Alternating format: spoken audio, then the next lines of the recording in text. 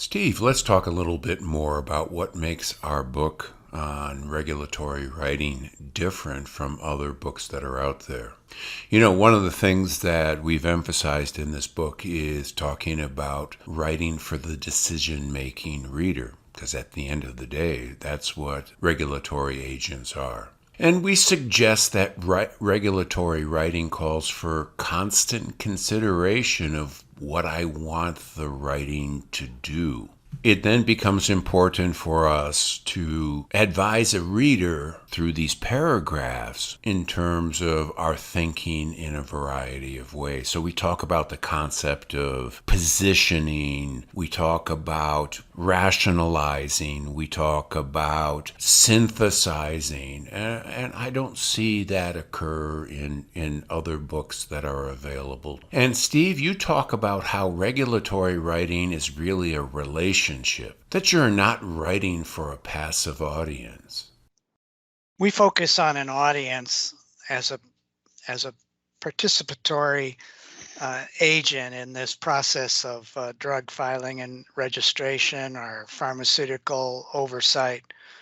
And what that means is that the sponsor company has to build a relationship with the people who review and approve their activities. And that makes writing very interesting because you're not just delivering information, you're building and sustaining a trusting relationship with your audience.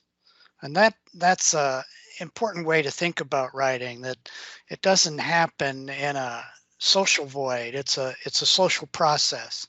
We use the term affective in that what a writer needs to do is establish a sense of character on their own in a relationship with the agency, and that it's beyond just information exchange. It's about building relationships. Yeah, we try to establish in this book that documents must not only be designed to do more than report. And we look to debunk the notion that skilled readers can always find what they are looking for. In the book, we characterize the need to consider not only the physical level of information design, and we talk about how that deals with presentation, but also to keep in mind how the cognitive level of information design impacts understanding. I cannot tell you how many times in client sessions I've heard people state as a pejorative, well, they just could not figure out what we were trying to tell them. Reality, the burden is always on the authoring team to make sure readers